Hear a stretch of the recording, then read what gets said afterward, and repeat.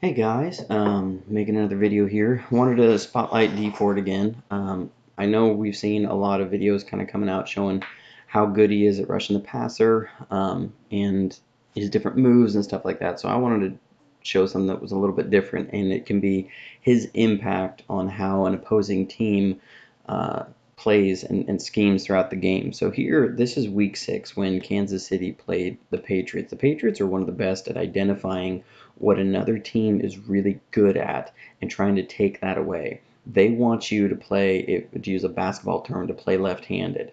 So they're going to try and take away what you're best at. And so here I'm going to show a succession of plays throughout the game of them against the Chiefs to show you how they adjusted to Dee Ford, that he was the dominant player on the Kansas City team that they started to account for.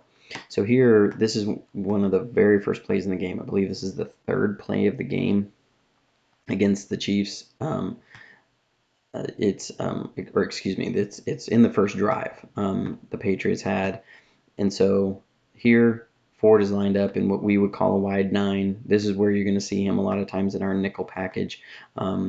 Kansas City was in a dime, but here Ford is just going to go after this left tackle or right tackle, and as he attacks him, he's just going to beat him with a speed move. This is what we would where like Brian Baldinger would talk about, the bend. He has the bend. He dips and rips. That he just is going to dip under this tackle, rip through, and drive. Let's do it in slow motion so you can watch it. He dips, he rips, and he forces Tom Brady to step up in the pocket, try and reset and make a throw, and it ends up being an incomplete pass. Mostly Gronkowski just drops it, but what you see is he hurried the quarterback. So this is considered a quarterback pressure or hurry, because he just flat out beats this right tackle. So this happens very early in the game. So what do the Patriots do to adjust for this? So they're going to come back out, and they're now going to put a running back on this side.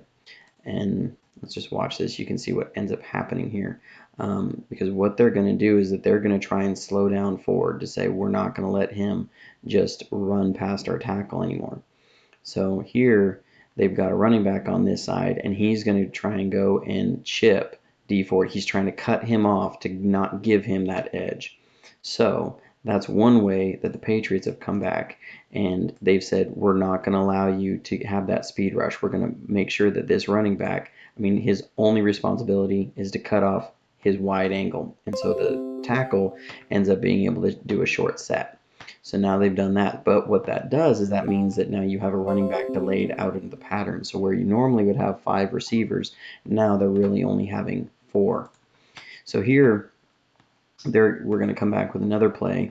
They come out in with Gronkowski flexed out wide, and what they're going to end up doing is motioning Gronkowski back in, and then they're going to keep him in to block Dee Ford. So as watch, they're going to run play action, and Gronkowski is just going to block Dee Ford. That's his job. They're going to run this play action too to help Gronkowski so that Ford will set up to set the edge against a run, and then he's able to block him. So let's watch this in slow motion. You can see, so here they're setting up. They have him jab step out so that Ford is looking run, run. He sees the cutback, and so he's checking, oh, I need to get out and contain, but it's a pass. So now, but again, now they've taken 2 receivers out of the game in an effort to slow down Ford. Now they're able to end up getting a pass on this play because, well, it's the Patriots and they can do just about whatever they want with only 3 receivers. But you can see now they're giving a lot of attention to Dee Ford. So here's another play again. They're coming out. They're in 21 personnel, and they're going to do the same thing. This time they're going to try and get Gronkowski to block him in a max protect, and just watch what he does to Gronkowski. He completely flies by him. Gronkowski is turned and saying, oh, I was supposed to block him. That failed. And he still beats the right tackle with that help. That's pretty impressive. Let's go back and watch this again. Okay, they're trying to double him up on this play, and he beats both guys that are trying to block him. He's too fast for Gronkowski, and then he ends up transitioning from speed to power. He ends up pinning the inside arm. Let's look at this.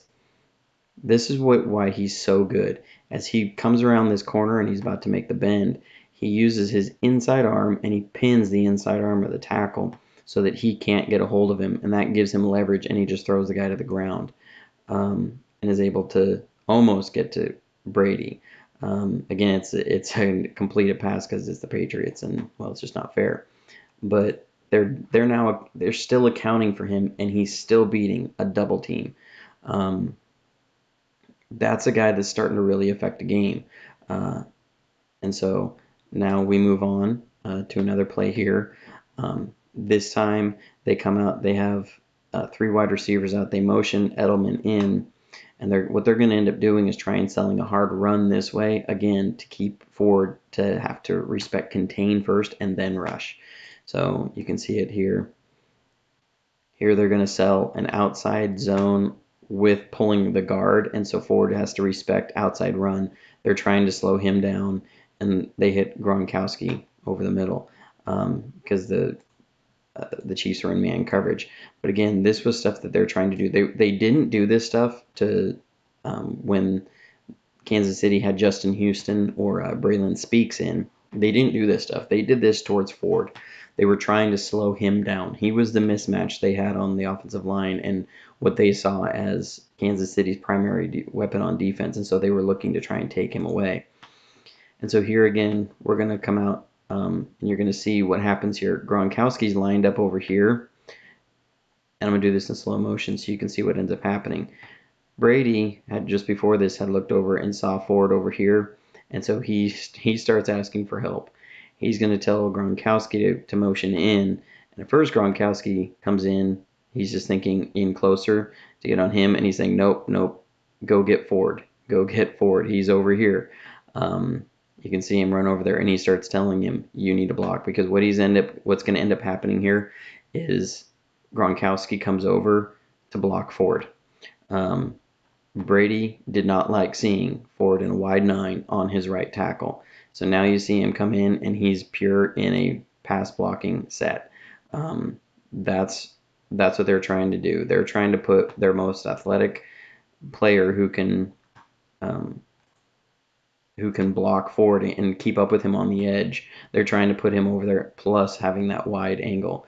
This is what Ford did for Kansas City's defense, is that they drew a lot of pressure. And again, you're now keeping the number 1 receiving threat for New England into block. This would be like when we would have to keep George Kittle into block because a player on the defense was so dominant that you have to start adjusting for him. When you can do that, that gives the defense a lot of advantages. Kansas City, their defense wasn't good enough on the back end to really take advantage of that. But now imagine if we were able to get, say, Nick Bosa, and you put him over here, and one thing also, Kansas City didn't have the interior rush that we were able to generate with DeForest Buckner, or having DeForest Buckner and Solomon Thomas inside. That's a pretty powerful thing when you are keeping four receivers in the pattern only. You're keeping them, forcing them to have 6 guys in the block to account for 1 defender. That's going to allow 3 other defenders more time, because also 4 receivers should allow, only 4 receivers in a route against 7 pass defenders should allow the defensive line a little bit more time to get to the quarterback.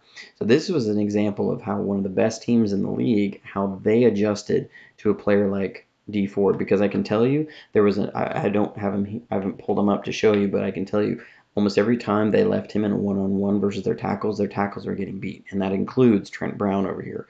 Trent Brown on one play in particular got away with a massive hold because Dee Ford beat him around the edge so bad. So here's just kind of how Dee Ford affects the game beyond just what shows up on the highlight reel.